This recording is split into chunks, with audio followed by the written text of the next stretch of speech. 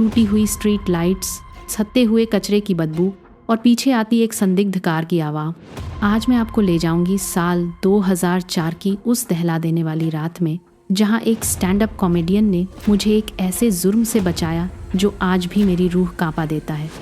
बात 2004 की है।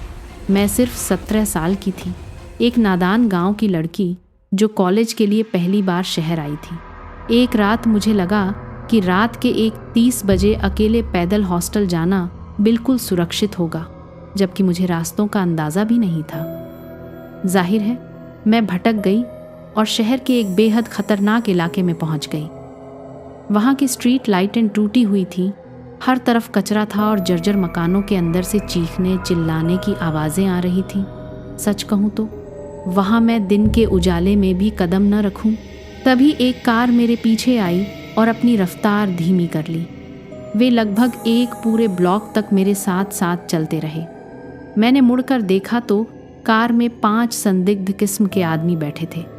जैसे ही मैं एक चौराहे के पास पहुंची, उन्होंने कार आगे बढ़ाई, बाएं मोड़ी और सड़क के बीचों बीच मेरा रास्ता रोककर खड़े हो गए। मेरी तो जान ही निकल गई। उस वक्त मैं बुरी तरह घबरा गई और बस वहीं जड़ होकर खड़ी रह गई। मेरा दिमाग सुन्न हो गया था। मैं अपनी ज़िंदगी में कभी इतनी नहीं डरी। भागने का कोई मतलब नहीं था, क्योंकि वे मुझे आसानी से पकड़ लेते। पता नहीं मैं कितनी देर वहाँ खड़ी रही, लेकिन अचानक कार के ठीक आगे वाले घर की पोर्च लाइट जली।